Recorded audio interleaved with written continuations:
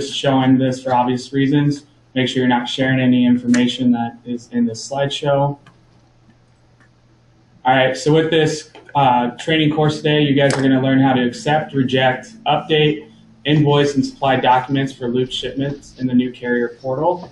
Should take about 45 minutes. Just something to note is we're going to be in both systems for a while as we phase in the customers.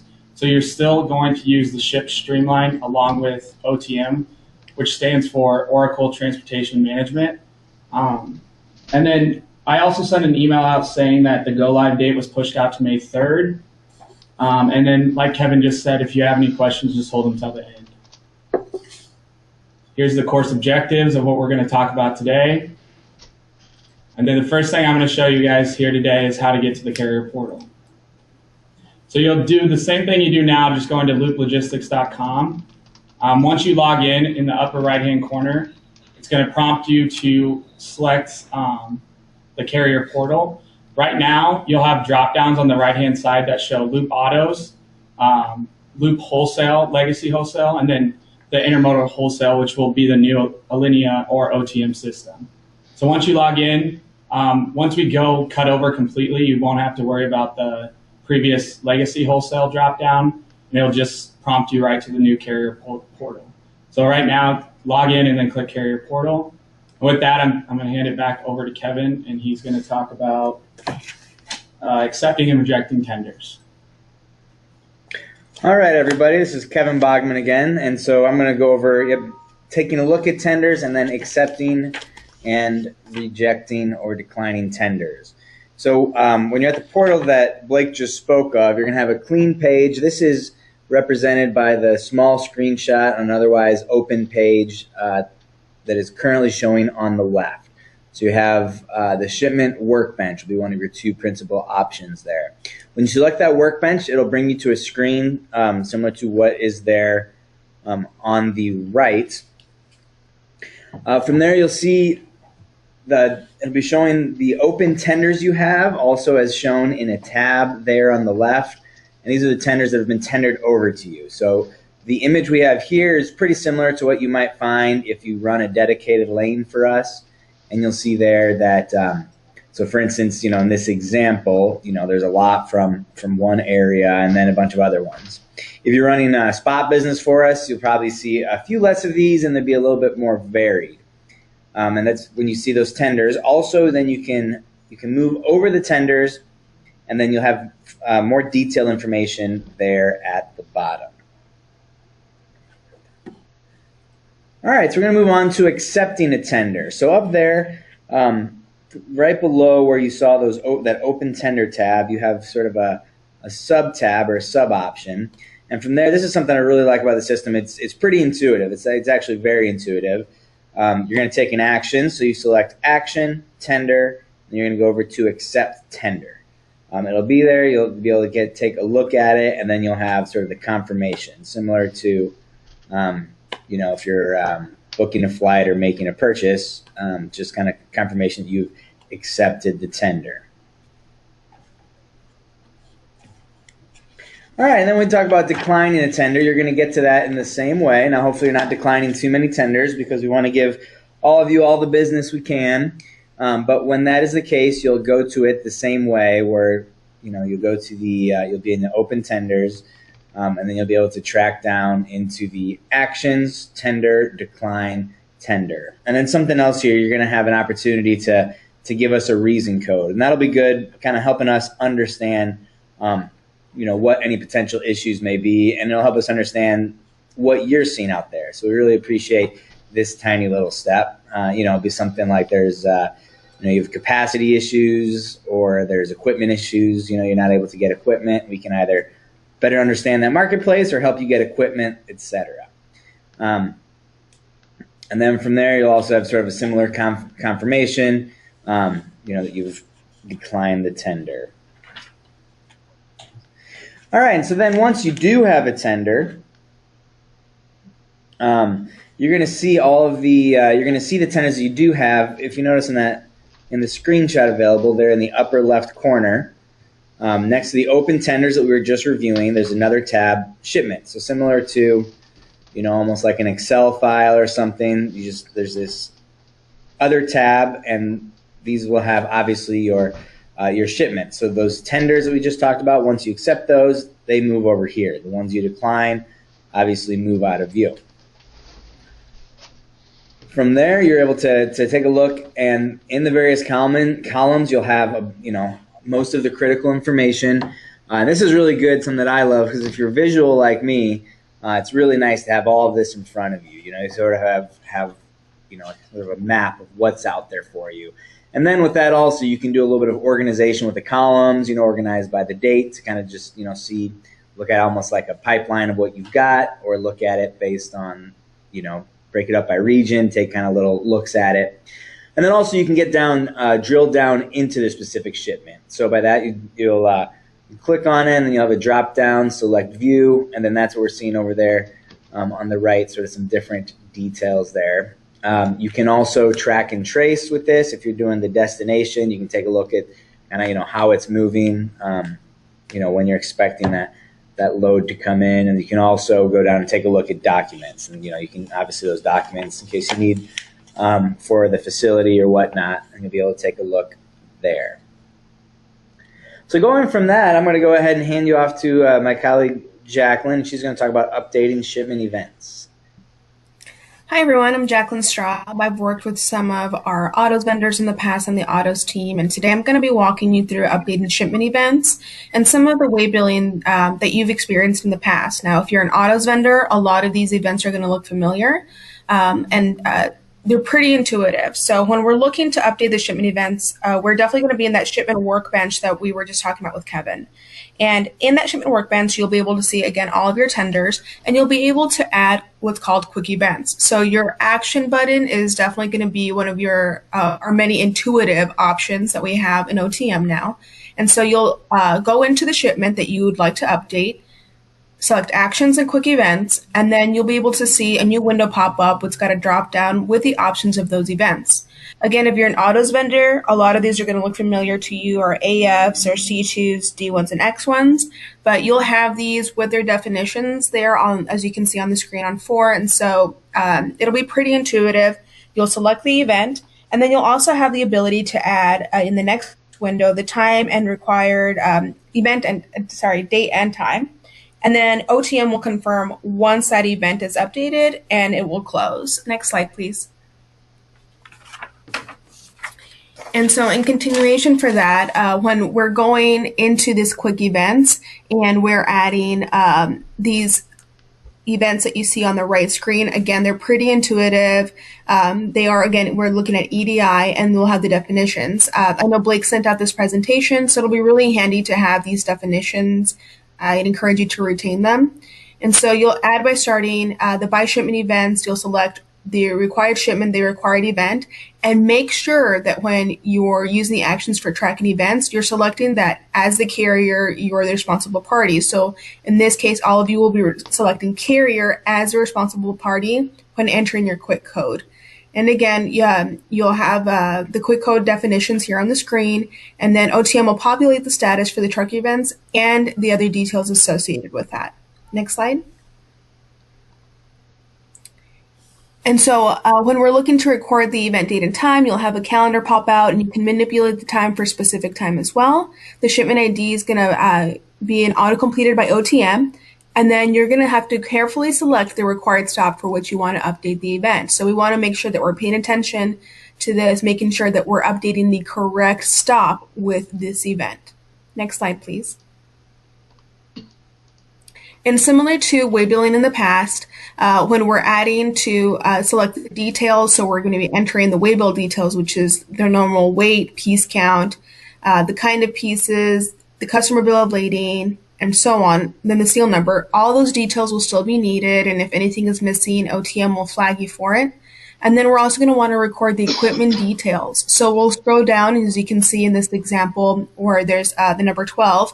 You'll be adding new equipment, since this is a new event that you're recording for, and there's no equipment in here. So you'll add the equipment, prefix, and number, and then go ahead and update it that way. Next slide, please. So we're seeing here, you enter the equipment, it'll separate it with the equipment prefix and then number. You'll be able to select finished and it will confirm that we were successful. Now, if anything is missing, it will flag it and you will have the opportunity to review those events. Next slide. And similarly, when we're looking at the workbench, again, you can go into your tenders and view the events and the tracking events in the workbench. So you'll be able to scroll down to the right upper pane and view the details in the lower pane. So you'll have the tracking events and which ones you updated with the date and time. And you'll be able to use the track and trace option by selecting track and trace from the drop-down menu when you look at your tender. And so now I will go ahead and pass it on to Nick Dozier, who will look at our business monitors with you. Good morning, everyone. Nick Dozier here, Carrier Relations Manager for the Chicagoland. Today we're going to look at business monitors. On the home page in the top right, there's going to be a flag. If you click on that flag, it's going to pull up a second window, which is going to show you business monitors. What we mean by that is it's going to show you two things. It's going to show you shipments that are missing documents and invoices on hold. In the blue hyperlink, it's going to have a number of the total number of orders you have pending to have shipments uploaded or invoices that are on hold. By clicking that blue hyperlink, it will pull up another screen that's going to be a little more detailed with those specific order numbers. Let's move on to the next slide. So submitting documents. Documents are still going to need to be uploaded in the portal for both pickups and deliveries. Bill of ladings are required for all pickup orders, and proof of deliveries are required for all delivery orders. On the right there, we have a screenshot. We have indicators signifying documents that are not required, orders that might need documents still uploaded, and documents that are completed. Accessorial documents are only going to be required in the event an accessorial needs to be requested or added to an order.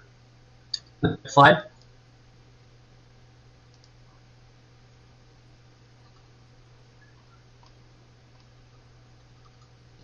So checking for required documents. Under the Shipments tab, you can scroll to the far right and there's going to be two columns. There's going to be a required documents column and a pending documents column. This is one way to tell or signify what orders need what documents uploaded. In addition to that, if you select the blue hyperlink, it will pull up a second screen for the details on that specific order. If you scroll to the bottom of that, on the bottom right of the slide, there's going to be another column that tells you what needs to be uploaded. Next slide. Uploading documents in the carrier portal. So under the Shipments tab, on the far left, you'll select your order. It's kind of intuitive here. Under the Actions button that we visited a few times today, you'll hit Actions, Add Document. It's going to pull up a second screen that has a series of drop-downs. You'll follow the prompts in the drop-down, so select New Document. You'll select the document you want to upload, your proof of delivery or your bill of lading. You'll attach your document and hit Upload. Next slide. Once you upload that, it's going to take you to another page and it's going to tell you that the document has been successfully uploaded into the portal. At a later time, if you're curious if you uploaded it, you could go back to this page and by using the blue hyperlink, you could open up the document that you previously uploaded. And with that, I'm going to turn things over to David Vasquez. Hey guys, good morning. David Vasquez, Capital here. I manage the Mexico region. I will be reviewing the invoicing part, which is the last part of the puzzle. Now, let's just take a step back. This assumes that you already have the required paperwork submitted into the portal, and you already have the required events submitted in the portal. Now, you are able to see for the first time, you're able to see from a graphical standpoint what needs to be worked on, what hasn't been touched, and what has already been submitted or still pending for us to review. Now, we can also see where the status approval is from our AP team, so you can get a better understanding where we are at with the process. And last but not least, you are not able to dispute a specific load number based on maybe some accident or some incident that took place when you were approving the invoices. And we'll go into detail here in a second. Can you please go to the next slide?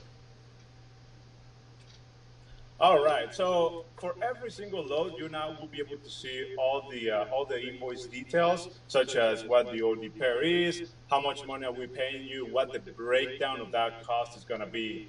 This will be on an order level, and it's pretty simple. You have to do is select the order, go into the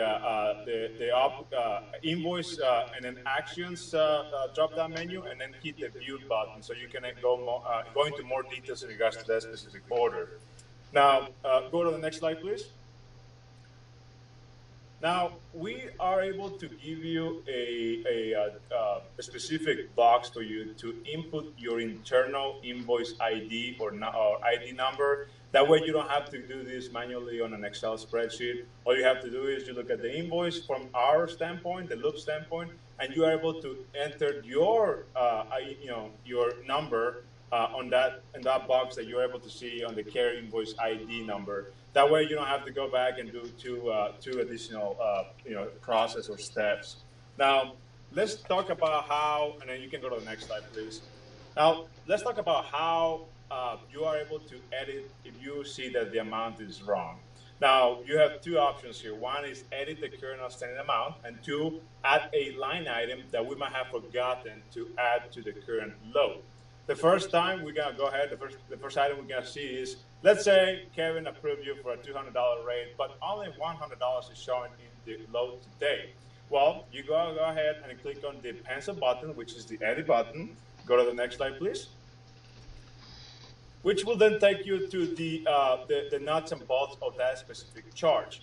All you have to do is change the 100 to 200, and in the description line, you can enter Kevin approved rate, this is our committed rate, whatever, you are able to adjust it as you see fit, but you do have to give us some sort of description, as the accessorials or the finance team will be reviewing this and will be following up with us to make sure that we are all on the same page.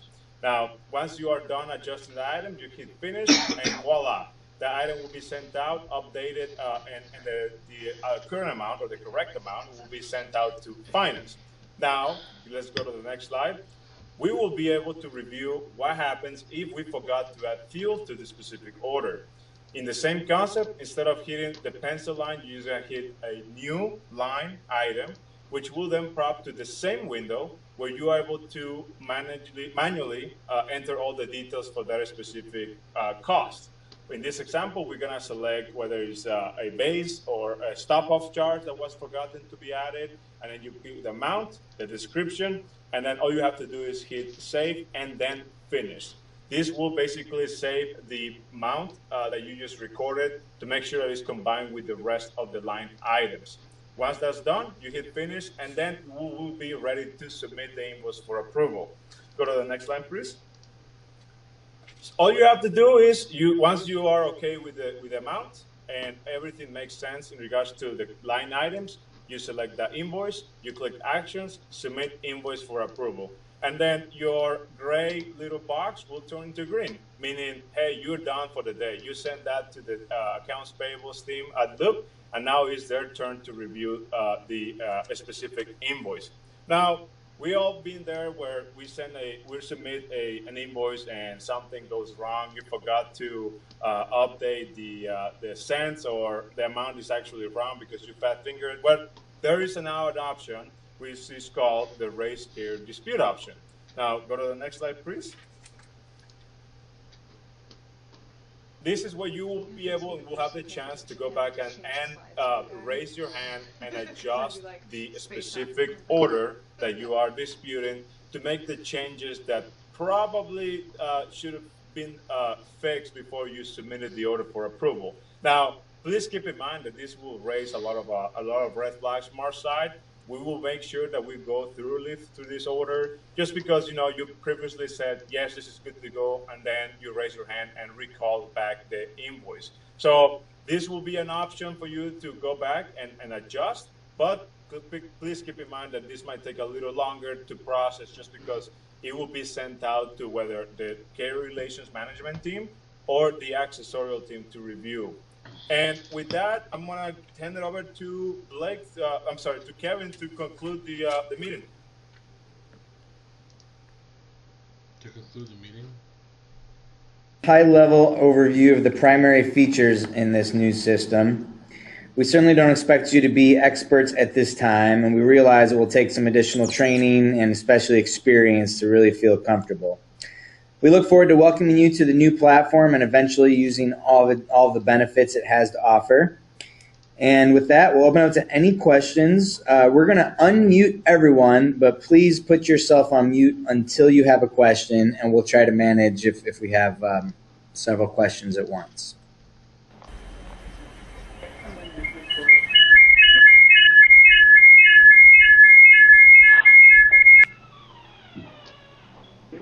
I don't know. Hello? Hello.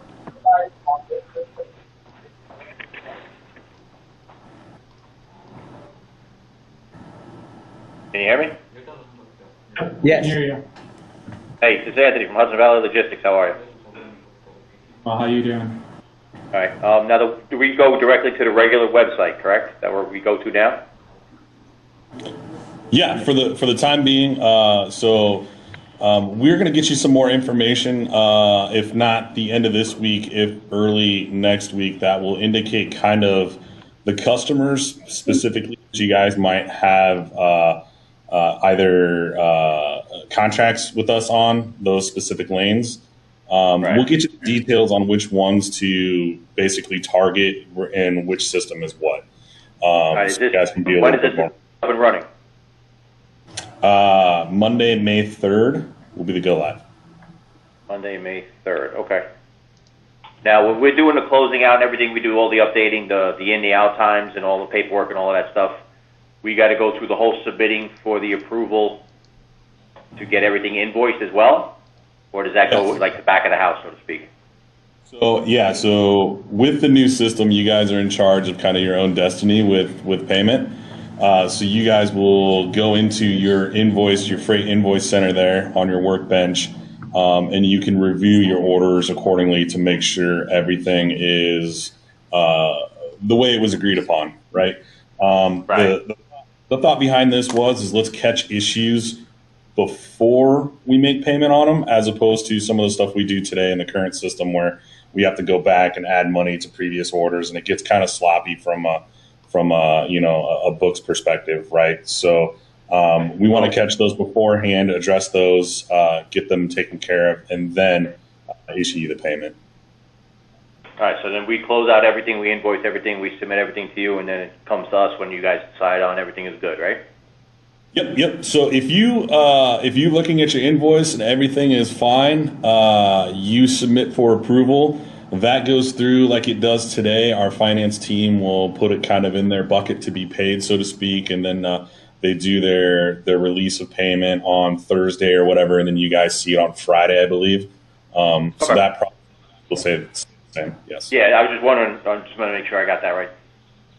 And then just to clarify too, it'll only be the items within the new system that you have to invoice for currently. Anything in the heritage system that is not part of the new system will still process the old way. The old-fashioned one. Okay. And now when we get new tenders from you guys, we're going to be notified directly by email or from the site? You will get an email. The email will, I believe the email is coming from OTM. Yes. So we'll get an email saying that we have a new tender. No, Global One. Nah, hold on. ¿Están dejando entrar el Global One? Yeah. I'm speaking with Saya there. Looks like you muted everyone. Yeah. You're good, guys. Thank you. Okay. If you guys want to unmute it again, I guess we'll take another question. If there are any. Hello, the email on a everybody. This new is Matt over at Redbird. I wanted to ask about the fuel surcharge and it not coming over with the 204s, how that would look. Are you referring to EDI? Yes. So I honestly don't have the detail on the actual EDI connections. I know there's some type of communication for it, but I don't know the exact numbers of what those events are, or what those, whether it's a 204 or 214 or whatever. The 204 is a tender? Right. I'd have to get back to you on that. Ann and Joe, who are EDI guys, who I believe you're working with currently, they should have better detail for you on that. As soon as I have an answer, make sure that we get that back to you. Okay, sounds good. Thanks, guys.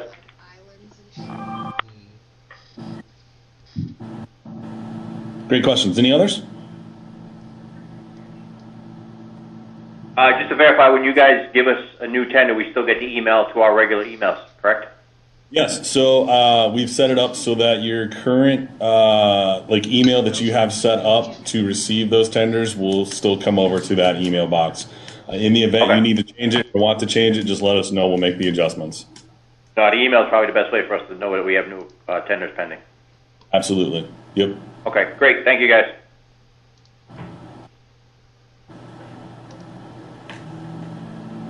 And just to note, we are doing this in phases. Some of the along with the new system. So, like Zach mentioned, we'll be sending out that information later into our next week. Blake brings up a great point. We didn't really touch on it in the presentation, but this is a multi-phase project. You guys are kind of the first people to see it. Not all our carriers are going in at this at once. So as we progress and eventually when we kick everything over, there'll be new features and functionalities and stuff that are kind of introduced from time to time. So understand that kind of what you guys are seeing is just kind of like the first product of it. We hope to have more enhancements and more things to make it basically a better experience for you guys coming down the road. So stick with us. We'll get there. Hey guys, I got a question for you all. Sure. Yeah, this is Art from SH&H. Just trying to see if I can get any clarification here. Will this improve service or assistance throughout after hours? Because that's something we've been dealing with on a daily basis, and we seem to find it hard to get assistance throughout the night. I guess it depends on the assistance you're looking for. We might need to talk offline, specifically on some of the issues that you're having. Yeah, I mean, in theory, there are some things that are going on behind the scenes that our operations team will be monitoring. They have some of the same kind of like stoplights that you guys will see with the green, yellow, and red. So they have timers going off that indicates if there's anything wrong, they're trying to catch it before it's an issue for you. So hopefully some issues can be mitigated prior and you don't have to reach out. But in the event you're still having some issues, I encourage you to reach out to your regional manager and let's see what we can figure out. Yeah. Got it. Thank you. Thank you. Yeah, Art, this is going to be a little bit more automation, so it should help, with EDI of like Waybill, those events, access.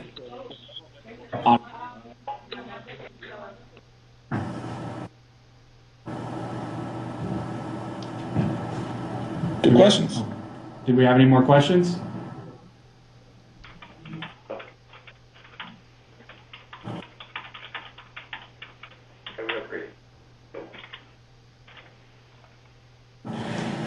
Okay, well, if there's no further questions, we can go ahead and wrap this up. Thank you again for your time, everyone. If you